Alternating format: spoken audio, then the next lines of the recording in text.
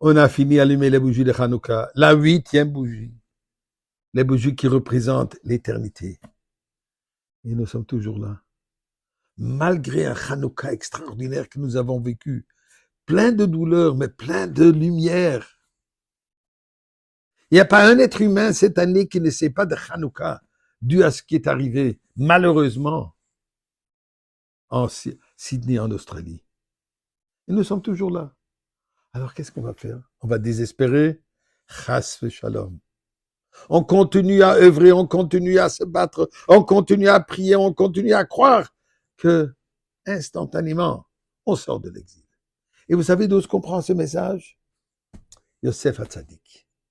Avant de vous expliquer qu'est-ce que je veux dire par Yosef Hatzadik, disons ensemble, Mizmor le soidori, là, dans le collectif de ça, dans le psim, le fond, non, non. Nous, quand on est mou, son, nous, naftam, marie, c'est pas, je suis Hatzeroy, c'est aussi le hoy de le bach, je me qui toi, va de noi, l'homme, chasdoi, via doi, vodor, amunosoy, dans le nom de la tzedaka. Et bien sûr, nous prions pour Am Israël, pour la Goula. Yosef Hatzadik.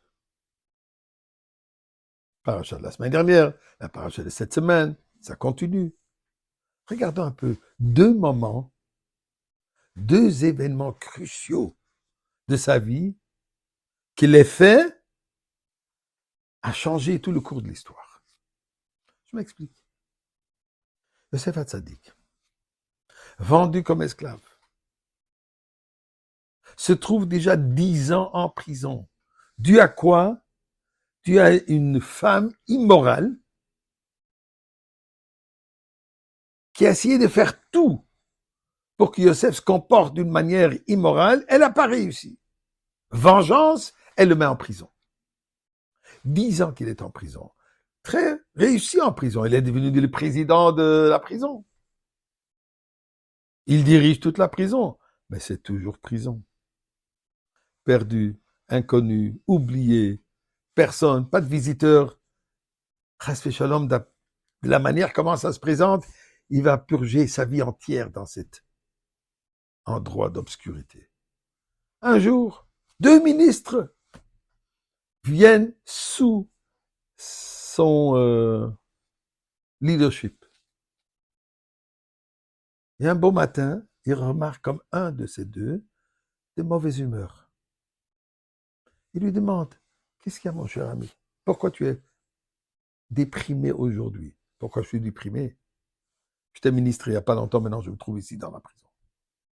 Non, mais il y a quelque chose d'autre. Alors il dit, voilà, j'ai eu un rêve. Et Yosef lui interprète le rêve. Ceci a amené que quand Pharaon a rêvé, il est venu interpréter le rêve de Pharaon et devenu vice-roi, l'homme le plus puissant dans le monde entier à cette époque, sauf le trône de Pharaon qui était supérieur à lui. Tout ça est venu grâce à quoi? Grâce à sa sensibilité, qu'il a ressenti la douleur du prochain. Malgré sa propre douleur, malgré sa propre souffrance, il était quand même capable de voir et de sentir la douleur du prochain. Il arrive devant Pharaon. Pharaon lui dit, on me dit que toi tu es capable d'interpréter des rêves. Yosef lui dit, un instant mon cher roi, c'est pas moi, c'est Dieu. S'il va m'inspirer, je vais pouvoir te l'interpréter. Ça a l'air une expression très humble. Attention, à qui il parle?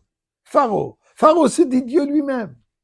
Donc c'est pas seulement une humilité, c'est une insulte, une gifle dans la figure, dans le visage de Pharaon, en lui disant, toi, zéro. Dieu va t'interpréter tes rêves. Mais pourquoi est-ce qu'il se met en danger? Pourquoi est-ce que Yosef agit de cette manière, sachant que ça peut lui coûter la vie? Déjà, il est un prisonnier. Déjà, il est un étranger. Déjà, il a personne qui s'intéresse à lui. Qu'est-ce que ça prendra de Pharaon pour le tuer sur place? Yosef sait qu'il a une mission. Sa mission est quoi? De dire la vérité. S'il se trouve en Égypte, c'est pour amener la présence de Dieu en Égypte. Il a ce courage extraordinaire, cette fierté juive. De même, dans les moments les plus dangereux, de même en se trouvant devant l'homme le plus puissant, il dit, Dieu existe. Vous savez quoi? Pharaon l'a accepté, a reconnu la particularité de ce Yosef, et il a fait comme vice-roi. Donc 2 choses. Sensibilité pour le prochain et fierté dans ce que nous sommes. De cette manière, Yosef, il nous dit, oui, il faut être sensible et voir la douleur du prochain, mais en même temps, avoir notre émouna, notre croyance, notre fierté et notre engagement et notre certitude que Mashiach arrive maintenant.